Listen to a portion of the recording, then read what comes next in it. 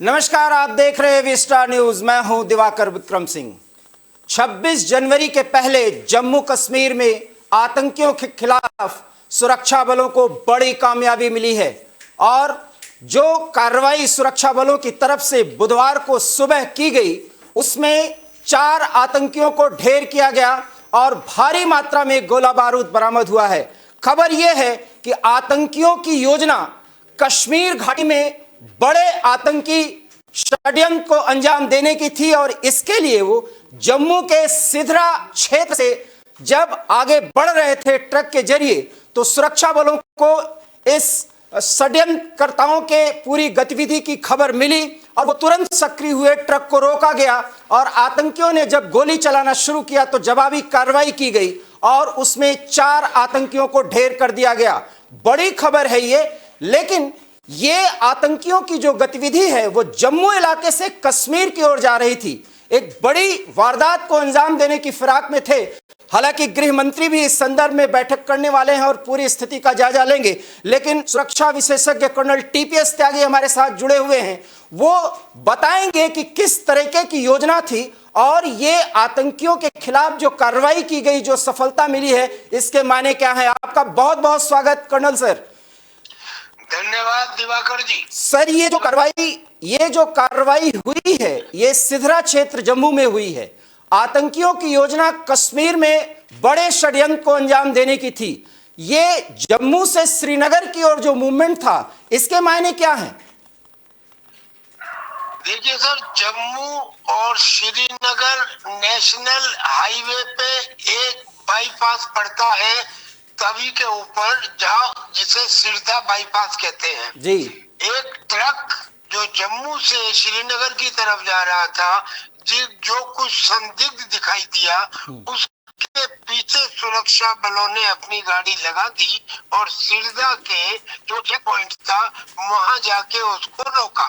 वहां उसको से पूछा कि आप कौन है, क्या सामान है। उन्होंने गोलीबारी शुरू कर दी और 45 मिनट तक ये गोलीबारी चली। अब इसमें कुछ चीजें समझिए। पहला, it was not a planned encounter, it was a chance encounter. यानी किसी मुखबिर की खबर के ऊपर वहां पे सुरक्षा बल नहीं गए थे। ये तो एट रैंडम। इसका मतलब ये कि इससे पहले भी ऐसे गए होंगे, इसके बाद भी जा सकते हैं। यानी कि ये इस बात का आइडिया देता है कि आतंकियों का अभी पूरी तरह से खात्मा नहीं हुआ है। पॉइंट नंबर 2, कंक्लूजन ये कि 45 मिनट तक, पौने घंटे तक क्रॉस फायरिंग हुई है। यानी उनके पास कितना भारी मात्रा में एम्युनिशन था, यानी वो कितने हद तक तैयार थे। लिक्विडेट तो कर दिए गए, पर दूसरी बात ये कि इनके पास एम्युनिशन की भी कमी नहीं है। अब तीसरी बात वो ये कि ट्रक किसका गया, खराब हुआ, जला, हिंदुस्तान का। समय किसका लगा, हिंदुस्तान की आर्मी का। संसाधन किसके खर्च हुए, हिंदुस्तान की आर्मी के। एक सवाल उठता है दिमाग में कि क्या 5 साल में ऐसी इंसिडेंट एक बार हुई है? ये इंसिडेंट हर तीसरे दिन हो रही है। इससे पहले भी अनंतनाग में, शोपिया में, पुलवामा में अभी 2 दिन पहले 2 आतंकी ढेर किए गए थे, उससे पहले ढेर किए गए थे। तो क्या हिंदुस्तान की आर्मी इसी के अंदर अपने आप को लगाए रखे कि आतंकी घुसे, हम आतंकियों को मारे, और ये एक कंटिन्यूअस प्रोसेस हो गया? क्या इस नीति में बदलाव की आवश्यकता नहीं है? एक सवाल पूछता हूँ। कर्नल सर, कारगिल युद्ध हुआ, वो बहुत भयंकर युद्ध था, दुश्मन ऊंचाई पे था, उसके बावजूद करीब 500 जवानों ने शहादत देकर उस युद्ध को जीत लिया। उस युद्ध के बाद अब तक एक भी युद्ध नहीं हुआ है और करीब 20,000 सिपाही शहादत दे चुके हैं। कहाँ 500, कहाँ 20,000? क्यों? क्या सिपाही के शौर्य में तो कमी नहीं आई? सिपाही तो वही है जो वहां था और जो आज है। इसका मतलब ये कि हमारी कुछ नीतियों में कमी है। जो ये आतंकवाद का युद्ध है, ये हिंदुस्तान के कश्मीर में ही क्यों लड़ा जाए? क्या हम इसको चेंज नहीं कर सकते? एक सोचना। मैं एक छोटा आदमी हूँ, लेकिन ऐसा नहीं है कि नए विचार केवल सरकार में बैठे हुए बड़े लोग ही देंगे, छोटे लोग भी दे सकते हैं। मैं ये कहता हूँ कि कॉमन सेंस से सोच के देखिए, हमारे 60,000 सिपाही हर साल भरी जवानी में अंदाजन 35 साल की उम्र में रिटायर होते हैं। और जब भी कोई देश में प्राकृतिक या कृत्रिम आपदा आती है, फौज को बुला लेते हैं। अरे कमाल है, 135 करोड़ का हिंदुस्तान और उसमें केवल 13 लाख की फौज, वो अपना काम भी करे और कोई आपदा आए तो उससे भी निपटे। कुछ तो खास होगा फौज में। जो खास है वो है कर्तव्यनिष्ठा, वो है प्रशिक्षण, वो है अनुशासन, वो है ईमानदारी, और ये पूर्व सैनिकों में भी है। अब ये नहीं कि जो रिटायर होने वाले ये 60,000 सिपाही हैं, अगर इन्हें पंजाब और कश्मीर की सरहद के ऊपर थोड़ी बहुत कृषि की जमीन देके बसा दिया जाए तो मजाल है कि किसी किस्म का कोई ड्रग स्मगलिंग या आतंकी घुसपैठ। हमें किसी समस्या को जड़ से खत्म करना है ना सर। ये तो रोज ही आता रहेगा, क्योंकि 72 खूनों के चक्कर में आतंकी बनाना सबसे आसान काम है। सेना का सिपाही तो आ नहीं रहा, उसको बनाने में पैसा लगता है, समय लगता है, और ये तो कुकुर मुत्ते की तरह से एक मरता है दूसरा आ जाता है। यानी कि ये हमारे लिए अब एक नासूर बनता जा रहा है, और हमें इसका एक परमानेंट इलाज करने की आवश्यकता है। हम नी जर्क रिएक्शन में अगर काम करेंगे तो जैसे पुराने समय से परेशान रहे हैं वैसे ही परेशान रहेंगे। इस सरकार को हम इतनी तो तारीफ करते हैं। पहले जमाने में तो ऐसा होता था कि अगर हम जाते थे कि इस घर के अंदर एक संदिग्ध आतंकी छिपा हुआ है, हम तलाशी लेंगे, तो घर का ओनर कहता था सर्च वारंट लाइए। जब तक सर्च वारंट लाएंगे वो भाग जाएगा। हमने कहा अच्छा चलो, हमें कम से कम टेलीफोन टैप करने की दे दो, तो उन्होंने कहा नहीं जी, ये तो तो माया जी हमारे जी जी। अब इन्होंने कम से कम हाथ तो खोल दिए, लेकिन नीति में परिवर्तन की आवश्यकता है। सर, नीति में परिवर्तन की आवश्यकता है, और आप बहुत मुखर होकर के बोलते रहे हैं, और चूंकि आप जिस क्षेत्र में ये घटना घटी वहां पर कई सालों तक नियुक्त भी रहे हैं और ऑपरेशंस भी किए हैं। आपको मेरी आवाज मिल रही है सर? कर्नल सर, आपको मेरी आवाज मिल रही है? हेलो हेलो, हाँ, आपको मेरी आवाज मिल रही है सर? हेलो कर्नल टीपीएस त्यागी सर, आपको मेरी आवाज मिल रही है? कर्नल सर, आपको मेरी आवाज मिल रही है? अब मिल रही है। हाँ सर, सवाल यह है कि आप नीतियों के संदर्भ में मुखर होकर बोलते रहे हैं, कुछ आक्रोश भी है। क्या नीतियां ऐसी हैं जो बदली जानी चाहिए तत्काल? हालांकि सरकार का तो यह दावा है और आर्मी की तरफ से समय समय पे बयान दिया जा रहा है। जी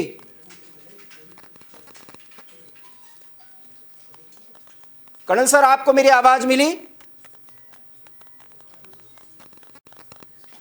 लगता है कर्नल जी अब आ रही है जी, अब आ रही है। मैं सर ये कहना चाह रहा हूँ कि बैटलफील्ड बदला जाना चाहिए। यूक्रेन के अंदर लड़ाई हो रही है, अमेरिका पिटे या रशिया पिटे, जो भी कुछ है नुकसान इन अनिकेत यूक्रेन का होगा। ये जो बैटलफील्ड बना रखा है, इस बैटलफील्ड को चेंज करने का रास्ता ये है कि जो हमारी सरहद है उस सरहद पे पूर्व सैनिकों को तैनात किया जाए। पूर्व सैनिकों को तैनात किया जाए और बैटलफील्ड अगर बदला जाए, बैटलफील्ड का मतलब करीब 26 लाख पूर्व सैनिक है। जितनी फौज है उससे दुगने नंबर में 26 लाख, फौज 13 लाख की। ये 26 लाख पूर्व सैनिक में से करीब 20 लाख ऐसे हैं जो जवानी में है, और इन 20 लाख में से भी थोड़े से लोगों को अगर जमीन दे दी जाए सरहद पे जहाँ पे उन्होंने स्मगलर बता रखे हैं या जो बसे हुए हैं वो स्मगलर बन गए हैं, अगर वहाँ फौजियों को जमीन दे दी जाए तो कृषि के लिए, तो ये उस सरहद में किसी ड्रग स्मगलर को या आतंकी को नहीं घुसने देंगे। मैं जो कुछ कह रहा हूँ वो इसलिए कह रहा हूँ कि अंडमान निकोबार आइलैंड में निकोबार के एक तीर समूह पर 1962 के बाद कुछ पूर्व सैनिकों को ये कह के बसा दिया गया था कि चाइना से बर्मा को जाने वाले जहाजों पर नजर रखनी है और हमें खबर देनी है। वो लोग चूंकि फौजी थे, देशभक्त थे, कर्तव्यनिष्ठ थे, ईमानदार थे, मेहनती थे, उन्होंने वहां पे इतना डेवलपमेंट कर दिया, इतना हरा भरा कर दिया कि आज उसे हिंदुस्तान का सिंगापुर कहा जाता है। कर्नल सर, आप एक सवाल हमारे एक सवाल के जवाब में कहे कि बैटलफील्ड बदला जाना चाहिए। पीओके वो फील्ड हो सकता है क्या? क्या तब दोबारा बोलिए। बैटलफील्ड चेंज किया जाना चाहिए। सारी समस्या तो वो बैटलफील्ड क्या होना चाहिए? पीओके होना चाहिए क्या? क्योंकि समय बहुत मुफीद है। चाहिए। अरे आप कमाल करो, जब हम ये कहते हैं कि पीओके हमारा हिस्सा है, हम ये कहते हैं ना, जब हम ये कहते हैं तो जो वहाँ के लोग हैं वो भी हमारे हैं। और जब वहाँ के लोग हमसे ये अपील कर रहे हैं कि हम आप में मिलना चाहते हैं, हम पाकिस्तान की आर्मी से त्रस्त हैं, हमारा यहाँ शोषण हो रहा है, तो क्या हमें उन्हें अपने में मिलाने के लिए काम नहीं करना चाहिए? जी। और क्या हमारे गृह मंत्री ने पार्लियामेंट में गला फाड़ फाड़ कर ये नहीं चिल्लाया था कि गिलगित बाल्टिस्तान और अक्साई चीन हमारा हिस्सा है? क्या आप ऐसा नहीं मानते? क्या हमारे chief of the army staff पुराने वाले जनरल नरवणे और अभी मनोज और दूसरा लेफ्टिनेंट जनरल द्विवेदी ने ये बात नहीं कही? क्या हमारे रक्षा मंत्री राजनाथ सिंह ने ये बात नहीं की कि अब कुछ होगा तो वो पीओके में होगा? तो क्या वो समय आ गया है क्या? This is the time. तो क्या वो समय आ गया है क्या? बिल्कुल आ गया है। 1994 में पार्लियामेंट के अंदर ये डिसीजन दिया गया था कि पीओके को अपने में शामिल करना है। अब कितना समय गुजर चुका है? 94 से 2022 यानी कि 28 साल गुजर गए, 1.5 जनरेशन खत्म हो चुकी है। Now is the time, when is the time. हम इसमें यकीन नहीं रखते कि किसी दूसरे देश के ऊपर आक्रमण करें। कहीं हमारी जमीन है उसे लेने के लिए तो काम करेंगे। क्या हमने ऐसा डोकलाम में, गलवान में या तवांग में नहीं किया? आपने नाम ले लिया सर, आपने जिक्र किया गलवान से लेके तवांग तक चाइना भी सरगर्म है। तो क्या हम टू नेशंस और टू फ्रंट वॉर नहीं लड़ना शुरू कर देंगे उस स्थिति में? नहीं, इसमें टू फ्रंट वॉर की बात नहीं है। यस, टू फ्रंट वॉर शुरू कर देंगे, लेकिन याद रखें कि हमेशा जो ताकत और इनिशियल बेनिफिट मिलता है वो इनिशिएटर को मिलता है। जो इनिशिएटिव लेता है उसको बेनिफिट मिलता है। लिहाजा अगर हम ये करते हैं, पीओके लेते हैं, तो हमारा ये कैलकुलेशन है कि चाइना इंटरवीन या तो करेगा नहीं या इनइफेक्टिव इंटरवीन होगा। कारण ये कि चाइना की जो स्थिति आज है, आज से 4 महीने पहले नहीं थी और आज से 4 महीने बाद भी नहीं रहेगी। कर्नल सर, वो सबसे कमजोर स्थिति में। अच्छा सर, एक बात बताओ, मैं फौज में हूँ, तमाम जिंदगी हम क्या करते हैं फौज में? हम यही तो करते हैं कि दुश्मन सीमा के ऊपर, दुश्मन कमजोर कहाँ है, किस जगह है, कितनी नफरी में है, और वहाँ के ऊपर जहाँ कमजोर हो वहाँ तादाद से ज्यादा ताकत लगाओ ताकि मुझे सुनिश्चित हो। यही तो स्ट्रेटेजी है कर्नल सर। बिल्कुल बताइए कि चाइना इस समय सबसे ज्यादा कमजोर स्थिति में है। आप सारे लोग जा रहे हैं, 8% वाला जीडीपी 2.5% जीडीपी आ गया। कोरोना से बुरा हाल है, रियल एस्टेट उसका लुढ़का पड़ा है, 2 ट्रिलियन युआन खत्म हो चुके हैं। लोग बाग उस जिसके खिलाफ बोलने का मतलब फांसी होती है, उसके खिलाफ प्रदर्शन कर रहे हैं। इससे ज्यादा कमजोर स्थिति की पहले थी क्या?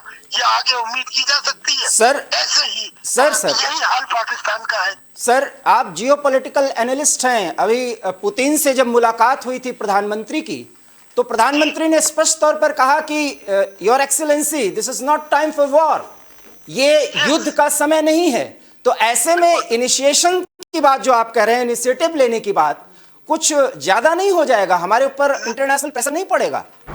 Absolutely not, absolutely not. देखो मैं आपको बताता हूँ, अगर प्राइम मिनिस्टर ने नवाज शरीफ को अपने ओथ टेकिंग सेरेमनी में ना बुलाया होता, अगर वो नवाज शरीफ की बेटी की शादी में लाहौर में ना होते, अगर उन्होंने आईएसआई को हमारे पठानकोट में निरीक्षण के लिए ना बुलाया होता, तो फिर जब हमने सर्जिकल स्ट्राइक की थी और बालाकोट स्ट्राइक की थी, पूरी इंटरनेशनल कम्युनिटी मुंह के ऊपर उंगली रख के बैठ गई, किसी ने चू नहीं किया, किसी ने आवाज नहीं की कि आपने ऐसा क्यों किया। यही होता है, we have done that, we have established our credibility. और फिर अपनी जगह को लेना, इसको वार नहीं कहते, वार उसे कहते हैं जो चाइना करने की कोशिश करता है, यानी कि एक्सपेंशनिस्ट पॉलिसी।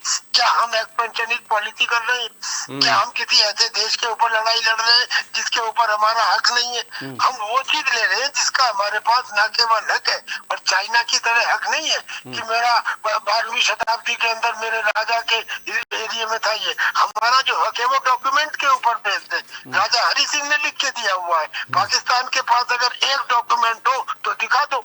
अब लड़ाई लड़ते रहो कुछ भी, हमारे पुराने नेताओं ने, तत्कालीन नेताओं ने क्यों किया, कैसे किया, ये उनके साथ हुआ, मर गए, अच्छा। लेकिन अब सिचुएशन ये है कि आज का सिपाही पढ़ा लिखा सिपाही है, 1947 का बगैर पढ़ा लिखा सिपाही नहीं है। सर मेरे हाथ में भी मोबाइल है, मैं भी टीवी देखता हूँ, मुझे भी अपने नेताओं के आचरण और भाषण का पता रहता है। कॉमन सेंस से मैं भी जानता हूँ कब क्या किया जाना चाहिए। तो हमारे हिसाब से राष्ट्रीय चरित्र में और व्यक्तिगत चरित्र में फर्क होता है। मोदी जी जो कह रहे हैं वो भी ठीक है, करुणा, क्षमा, दया, माफ करना, अतिथि सत्कार, सहनशीलता, बहुत अच्छी बात है, ये व्यक्तिगत चरित्र है, मगर ये राष्ट्रीय चरित्र नहीं है। अगर पृथ्वीराज चौहान ने पहली बार में मोहम्मद गौरी को मार दिया होता तो हिंदुस्तान का इतिहास दूसरा होता। राष्ट्र का जो हेड है उसे अपने स्वार्थ में किसी को माफ करने का हक नहीं है, लिहाजा हमें माफ करने का हक नहीं है। लिहाजा राष्ट्रीय चरित्र को मद्देनजर रखते हुए जो मैं कह रहा हूँ, ये काम किया जाना चाहिए। और ये मेरी नहीं, ये सिपाहियों की आवाज है और ये हर कॉमन सेंस से सोचने वाले व्यक्ति की आवाज है कि वार तब करो।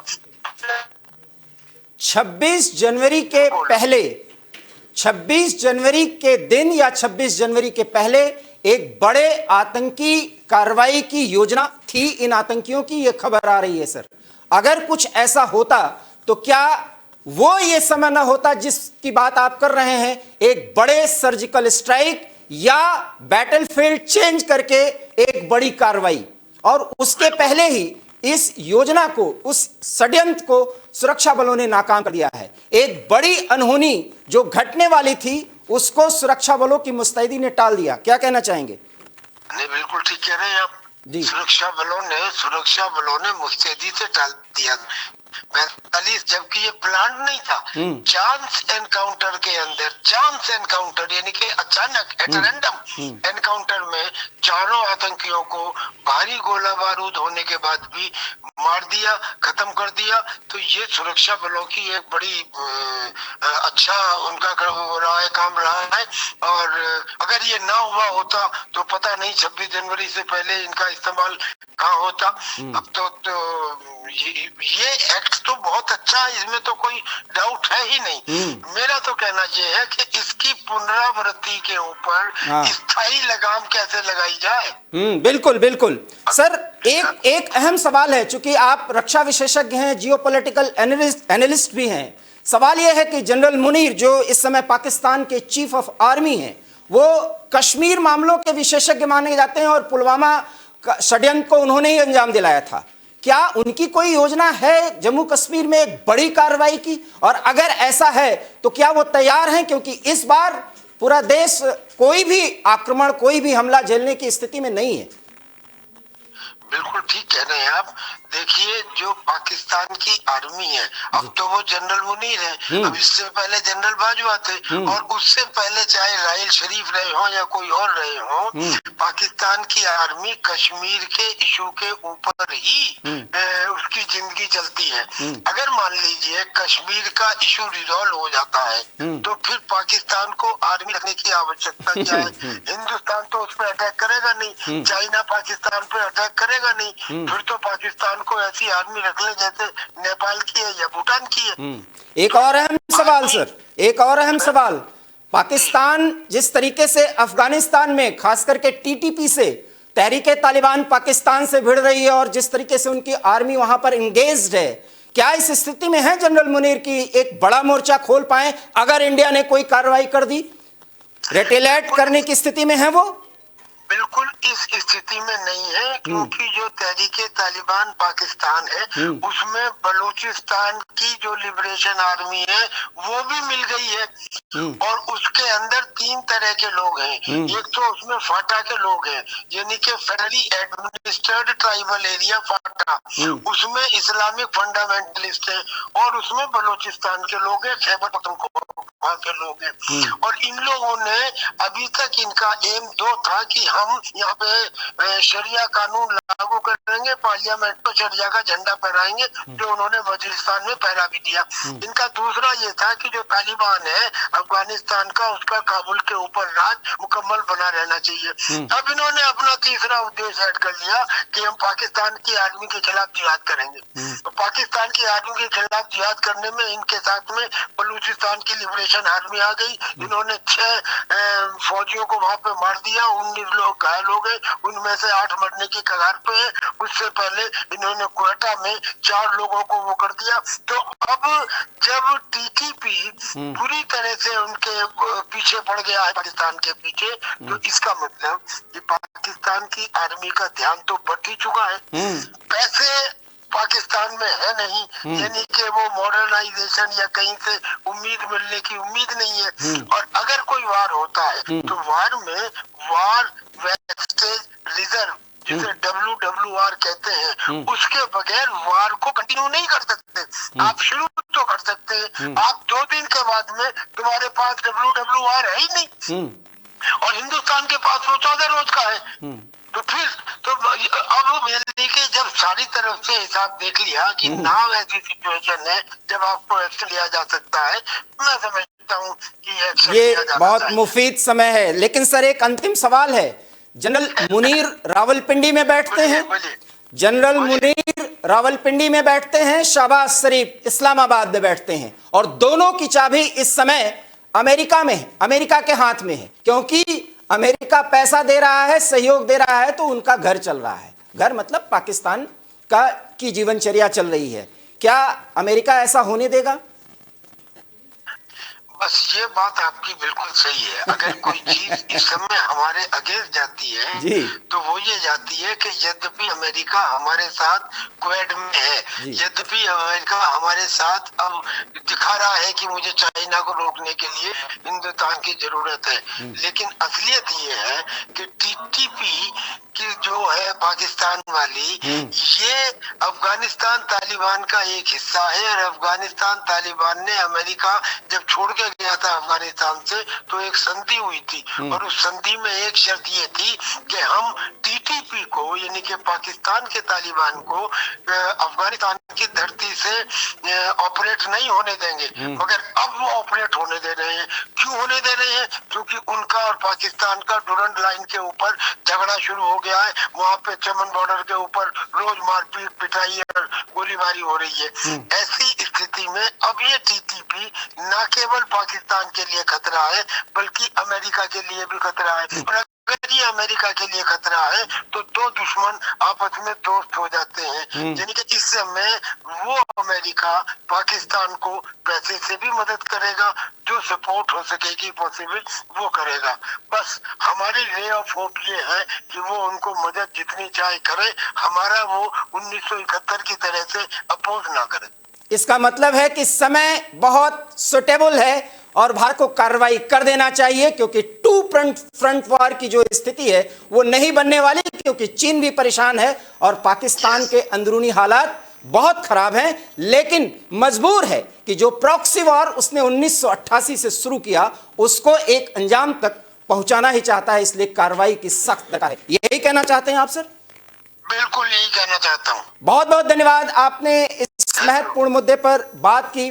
तो ये थे कर्नल टीपीएस त्यागी, सुरक्षा मामलों के, रक्षा मामलों के और जियोपॉलिटिकल एनालिस्ट, जो विशेषज्ञ हैं। वो ये मानते हैं कि अब समय बहुत गुजर चुका है और इस प्रॉक्सी वार की जो इंतहा है वो लगभग सीमा क्रॉस कर चुकी है। इसलिए समय की नजाकत को देखते हुए अब भारतीय सेना को कार्रवाई कर देनी चाहिए, क्योंकि अभी हम अपने क्षेत्र में लड़ाई लड़ रहे हैं और जरूरत इस बात की है कि बैटलफील्ड पाकिस्तान के एरिया में होना चाहिए। और अगर ऐसा होगा तो निश्चित रूप से सेना को बॉर्डर क्रॉस करना होगा, और अगर बॉर्डर क्रॉस किया गया तो वो पूरी तरीके से लड़ाई होगी, अर्थात युद्ध होगा।